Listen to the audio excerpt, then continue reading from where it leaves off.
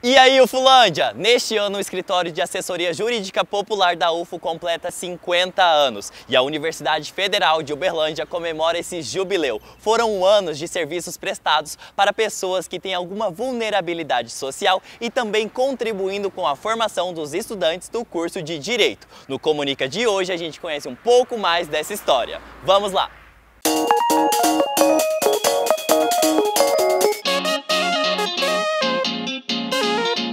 As atividades começaram em 1º de setembro de 1969 em uma sala no Fórum de Uberlândia, na Praça Jaci de Assis, e apenas 5 estagiários se revezavam no trabalho. De lá para cá foram diversas mudanças. Em 2010, a assistência judiciária tornou-se o Escritório de Assessoria Jurídica Popular, o ESAJUP, em consequência da reforma do projeto pedagógico da Faculdade de Direito da UFO. A sede própria foi inaugurada em 2014 no campus Santa Mônica, no bloco 5V. Atualmente, a equipe do escritório conta com professores e técnicos administrativos e semestralmente mais de 80 estudantes contribuem com os serviços de atendimento ao público e assessoria de 9 projetos que envolvem justiça social. Em 2018, o setor de serviço social do ESAJUP atendeu cerca de 800 pessoas para triagem socioeconômica. A seguir, você confere entrevistas de pessoas que fizeram parte desses 50 anos de história. Como que começou a construção do escritório?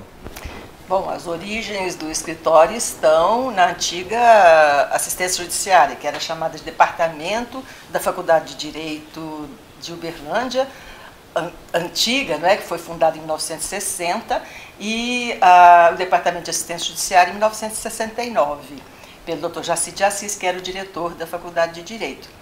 Ele, então, concebeu o Departamento de Assistência Judiciária mais ou menos nos moldes do que havia na USP, na lendária Faculdade de Direito da USP, né, do Largo de São Francisco.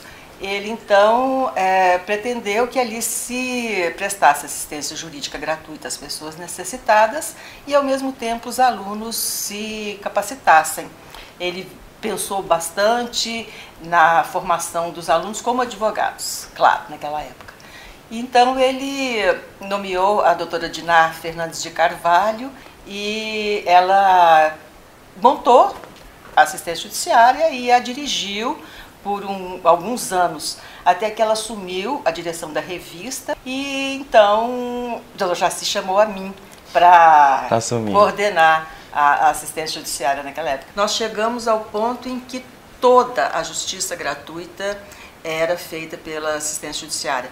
Não havia uma única pessoa que procurasse que ficasse sem assistência, não havia lista de espera, não havia nada. Eu estudei na Universidade Federal de Uberlândia, ingressei na então Faculdade de Direito da Universidade Federal de Uberlândia no ano de 1983. E nos anos de 1986 e 1987, quando me formei, estive atuando na então Assistência Judiciária da Universidade Federal de Uberlândia. Na época, nós não tínhamos essa estrutura que hoje todos podem conhecer aqui no campus Santa Mônica, né? A assistência judiciária da U funcionava no subsolo do prédio inicial da comarca de Uberlândia, do Fórum da comarca de Uberlândia. Eram instalações emprestadas para a Universidade Federal de Uberlândia, porque os dirigentes da Justiça Estadual local na época sabiam e entendiam a necessidade de ter um órgão público que prestasse assistência judiciária àqueles necessitados, já que nessa época, dos anos 80, nós não tínhamos a defensoria pública com a estrutura que temos hoje. E mesmo com a estrutura da defensoria hoje, ainda há necessidade de órgãos complementares, porque a população carente que necessita de acessar o Poder Judiciário ainda é grandiosa. Professora, em qual momento você acha que o escritório passou de apenas defensoria pública, assessoria, né, para ser um órgão de formação? Mas foi logo depois que eu assumi a coordenação, eu percebi que havia a necessidade de mudar o enfoque. Em vez, já que nós estávamos recebendo lá os alunos da faculdade, que era preciso dar uma feição pedagógica a ele. Então, eu mudei as coisas. Eu passei a ter na formação profissional, e não só como advogado, mas de todas as profissões jurídicas, o objetivo principal e a assessoria jurídica como o objeto que permitiria essa formação profissional. E foi uma coisa assim excelente, foi fundamental. Ali nós tivemos oportunidade ao longo dos anos de formar excelentes profissionais. A ESAJUP, o fato dela interagir com a sociedade e de forma intensa, isso a coloca como um dos nossos maiores projetos de extensão. E nós sabemos também que em muitas circunstâncias, em muitas situações, ela é citada como um exemplo, né, de um equipamento público que tem sim a sua finalidade de ensino, eventualmente até finalidade de pesquisa, mas voltado marcadamente para a extensão universitária. Os tempos foram mudando. Você sai de um processo que era um outro regime, outro modelo, né, para um modelo mais democrático e que passou a se preocupar com o que a gente vai chamar de direitos da cidadania, que é pensar coletivamente. Então, também o escritório se modifica nesse sentido. Ele deixa de ser só aquele escritório que atende demandas individuais, o que ele atende, sim, claro, pessoas que não podem pagar processos e precisam do judiciário, mas ele também, nesse novo olhar, né, nesse Estado democrático de direito, ele passa a atender demandas mais específicas, como, por exemplo, refugiados, né, as pessoas estrangeiras, que tem bastante em nossa região e que não conhecem seus direitos, mulheres vítimas de violência, a comunidade LGBT, pessoas em situação de irregular de moradia. Então, o combate ao trabalho escravo, então ele passa a ter outros olhares. Lucas, há quanto tempo que você mora aqui? Me conta um pouco da história desse bairro. Moro aqui há 15 anos. A gente comprou pela imobiliária, a imobiliária vendeu e a gente hoje estamos como loteamento irregular. E como que na prática o ESAJUP ajuda vocês? Mais ou menos 5 anos. A ESAJUP ela vem com os estagiários que são maravilhosos, muito educados. Eles trazem esse trabalho jurídico, ensinando a gente, levando a gente e também com o processo, com a ação, que foi encaminhado para o Ministério Público. A ESAJUP fez uma audiência pública e levou a gente a ter conhecimento ao nosso direito, que a gente nem sabia que tinha direito. Que a gente ganhou em primeira instância, em segunda instância, agora está na última instância. Eles estão analisando os artigos, a lei, para estar mandando de volta para Uberlândia para ser cumprido. Um fato histórico: durante a Constituinte, nós formamos um grupo de trabalho, vários grupos temáticos.